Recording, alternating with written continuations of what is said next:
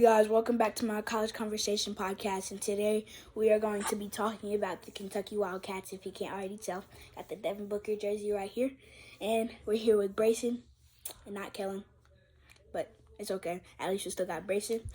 And then, so are you gonna introduce yourself if you haven't already watched our channel or my channel?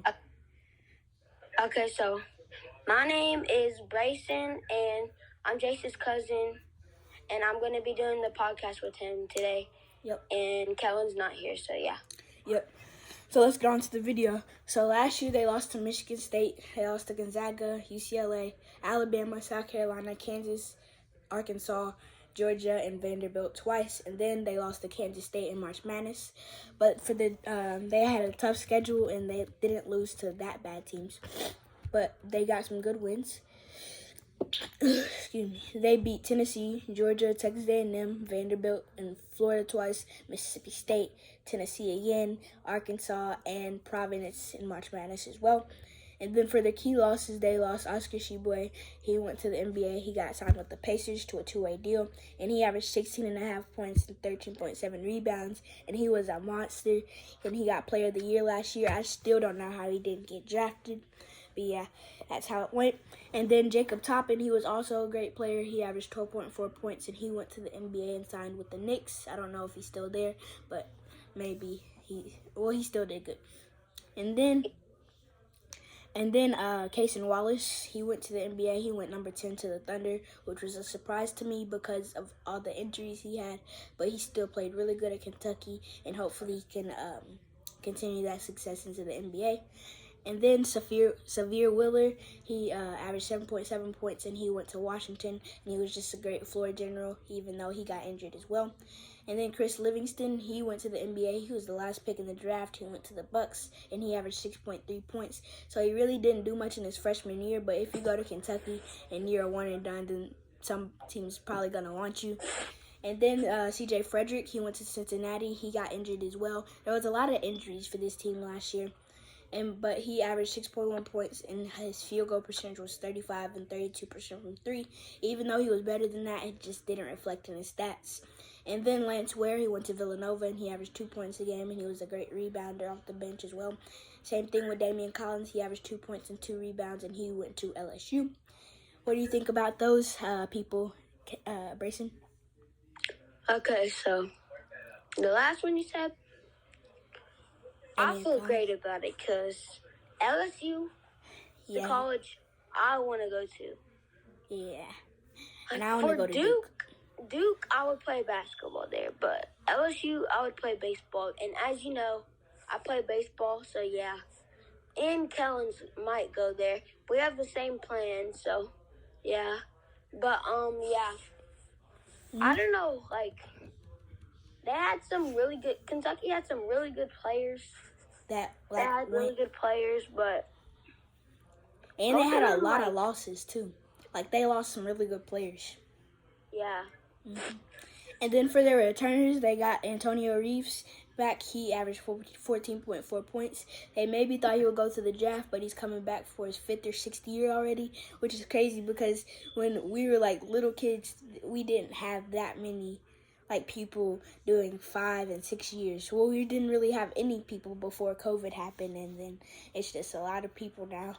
And then Ugonna Yensu, he didn't really do much. He averaged 2.5 points and got some minutes off of the bench. And then Adu Thero, he was a good freshman coming out of high school, and he averaged 2.3 points and was really a great defensive presence in that global gym. And then for the incomers, they got a lot of great incomers. They got Rob Dillingham from OTE. He played for the Cold Hearts last year. And then they got Justin Edwards. He's a 5-star from Pennsylvania, and he's really good. And then And then Aaron Bradshaw, he's a 5-star. He's number 5 in the country, and he's from New Jersey. And then Trey Mitchell from West Virginia, he's really good as well. And then Reed Shepard, he did pretty good in the Global Gym, and he's a great shooter. He's a 4-star from Kentucky. So he's a local player. And then Joey Hart, he's a 3-star freshman from Indiana. And then DJ Wagner, he's a really good player. He's the son of DeJuan Wagner, and I think he could be a potential star. He's a 5-star from New Jersey, and he's number 6 in the country. And then Jordan Burks, he's a 3-star from Arizona. And then one of their recent people was Zvonimir Ivicic. He's 7'2" from Croatia, so we can see how he pans out. But he's been dealing with some injuries, so I don't really know how this season will go. But what do you think about that, Brayson? Yeah, I think pretty good. I know he could be a potential star. He hasn't unlocked his full potential yet, but as we both know, Kentucky is a really good college to play basketball at. We can know, there's a lot of NBA players that went to Kentucky, as is like John Wall, DeMarcus Cousins, De'Aaron Fox, Jamal Murray, Anthony Davis, Bam Adebayo, Julius Randle, Karl Anthony Towns. Yeah, just a lot of people. People like that. SGA, Shai Gilgeous-Alexander, he did really good this year, and he got All-NBA first team, so he earned it. But yeah.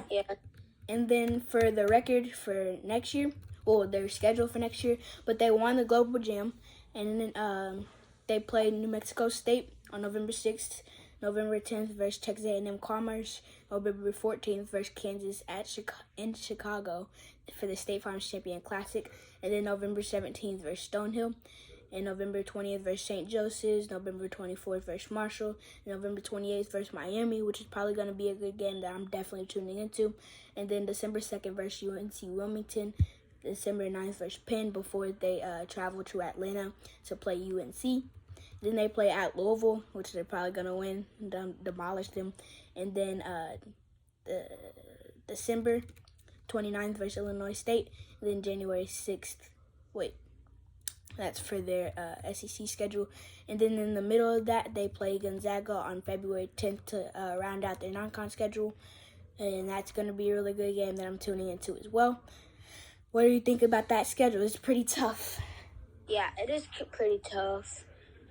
But I think they'll do really good this year, though. So. Yeah. Just like a question. Who was your favorite player? Like, not like who do you think is the best player, but like, who was your favorite player that went to Kentucky? Probably SGA or Devin Booker, because I'm wearing a Devin Booker jersey right now. Oh. Yeah. Well, yeah, Devin Booker, as you know, Devin Booker was named the Sixth Man of the Year in his freshman and losing season for Kentucky, so. Yeah. So, that's just my favorite player overall. And then, for the stats, as a team last year, they were 113 in scoring, 16 in rebounding, 48 in assists, and 111 in opponent scoring. And then for their record, they were 22-12 last year, and then they were 25. And I think they're gonna go either 25-6 or 24-7 for next year, even though they have a tough schedule. But what do you think about that, Brayson? Yeah, pretty good. It's gonna be a tough schedule. Yeah. Pretty good season, I'm pretty sure. I think they're going to do good.